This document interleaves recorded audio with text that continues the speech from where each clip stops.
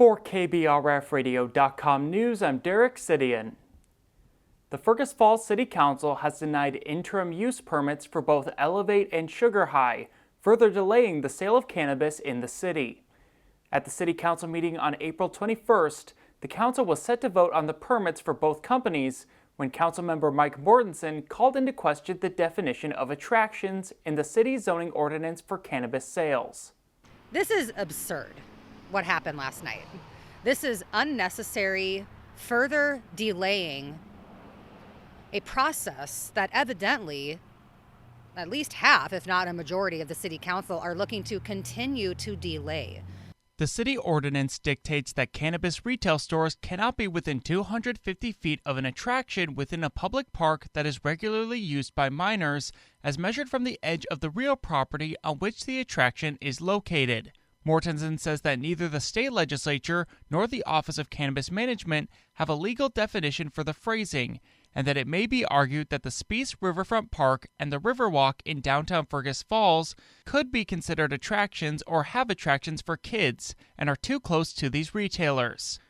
Owner of Sugar High, Emily McCune, thinks this stance is bizarre. There are already clear definitions and presumptions of an attraction. The splash pad, obviously an attraction. Athletic parks where kids come and play sports. That was gone over last night.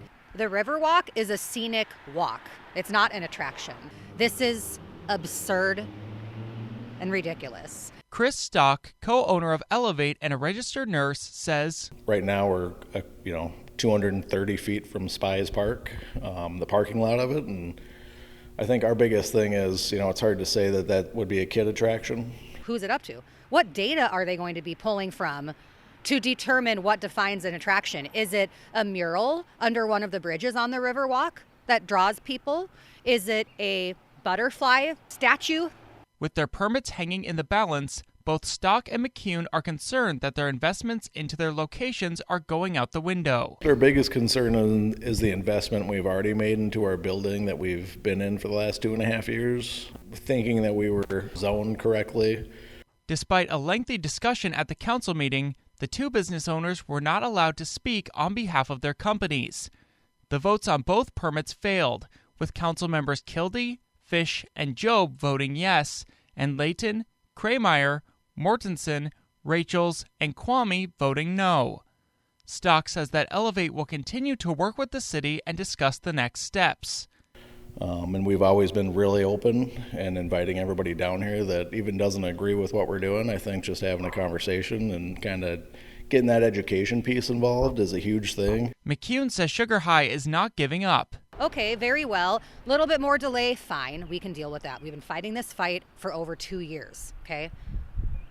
It's been made very apparent that our council will continue making this as difficult as they can for us until the very end, and likely continued through navigating this new industry.